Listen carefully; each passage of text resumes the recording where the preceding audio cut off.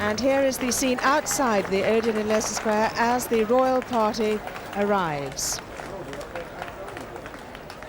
And in the limousine here now, Her Royal Highness following behind, Her Majesty Queen Elizabeth the Queen Mother in a white dress with heavy gold embroidery and the very lovely white fox, diamond tiara and diamond necklace.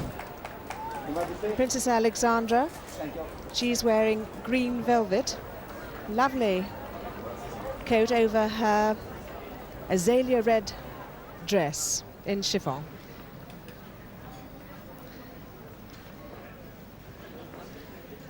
Queen Elizabeth, the Queen Mother, being greeted on her entrance to the Odeon by Cecil Bernstein,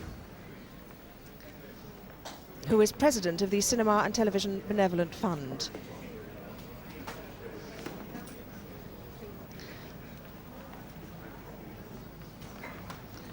It's Mr. Ralph Bromhead, who is director of Romulus Films, and Sir John Davis on the right-hand side of that group, who is chairman of the Rank Organisation. Sir Bernard Delfont has been presented to Her Royal Highness Princess Alexandra.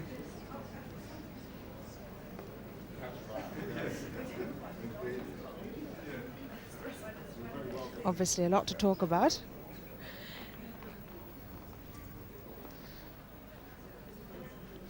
And I must say there are many more people waiting in the Circle Lounge upstairs, just as excited and anxious to be presented to the Queen Mother. Having a look as she goes past at some of the very attractive costumes which were in the film, The Slipper and the Rose, coming up now towards the staircase which will take the Queen Mother up to the Circle Lounge. And as they reach the top of these stairs, you can see the people who are lucky enough to be presented tonight, waiting to be presented to the royal party. A very gracious as ever lady.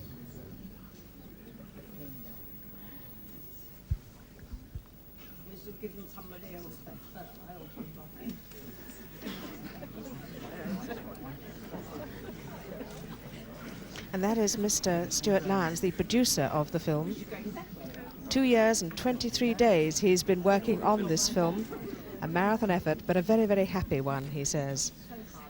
They started filming in February '75, and the film took 22 weeks to shoot. And there's Mr. Brian Forbes, the director of the film, one of the most highly talented and respected film writer-directors in the world. And David Frost, executive producer of the film. And all the flashlights going as people are taking the photographs in the Circle Lounge here. The Queen Mother greeting now Mr. Alfred Jarrett, who's the managing director of CIC. They're the distributing company for The Slipper and the Rose in the United Kingdom.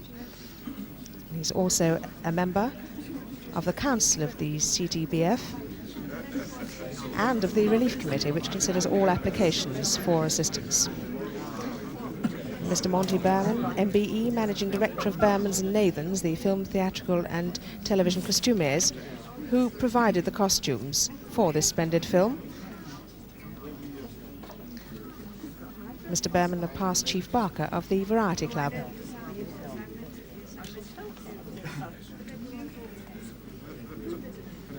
Mr. George Cooper, Managing Director of Thames Television, representing the Independent Television Companies Association, and also chairman of TV Times.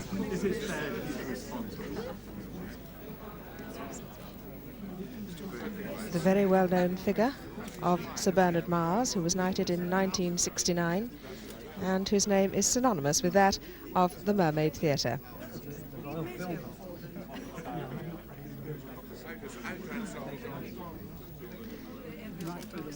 And the cameras flashing away there as the Queen Mother greets the Dowager Queen of the Theatre, Dame Edith Evans, whose career has spanned over 60 years.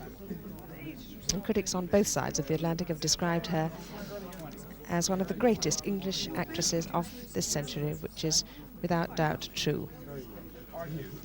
Dame Edith plays the role of the Dowager Queen in The Slipper and the Rose. There's Princess Alexandra greeting members of the party. Long chat again with the Sherman brothers, who I must say are very popular here tonight. They've been talking away to everybody. They're charming gentlemen, and they regard themselves as Anglophiles. They spend so much time over here.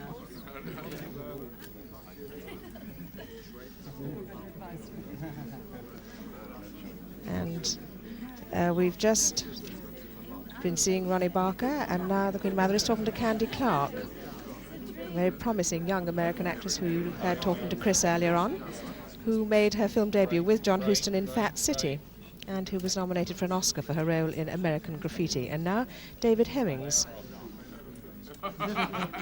who's very well known, obviously, as a film actor. And some of his films include The System, and perhaps one we all know, I'm sure, The Blow-Up. He started in his career as a boy soprano, and that's how he got into show business. And now we have Susan George, very attractive Susan George. Spring and Port Wine, and more recently Dirty Mary and Crazy Larry and Mandingo are some of her films, and of course she's seen on television as well.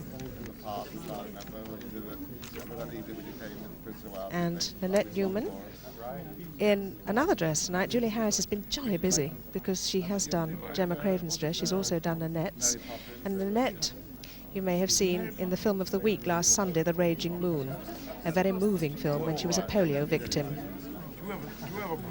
And a very pleasing moment for Annette Crosby. She was telling me she finds it very difficult, these sort of occasions. She's a rather shy person, and she said this is her first real party dress, pale blue silk with a pretty patterned chiffon coat. And Richard Chamberlain, Prince Charming, Prince Edward. Everybody says, isn't he lovely and isn't he charming? And he certainly is. As far as his singing is concerned, he's done 1 album and 5 singles. And I thought that he'd had his teacher over here with him when they started shooting. And there is the lovely Gemma Craven, a Cinderella story on her own, Dublin-born of Dublin parents, who lives at Westcliff. She's darker in reality than I expected, and I understand that she had her head shaved at the front for the film, and she wore a wig all the time.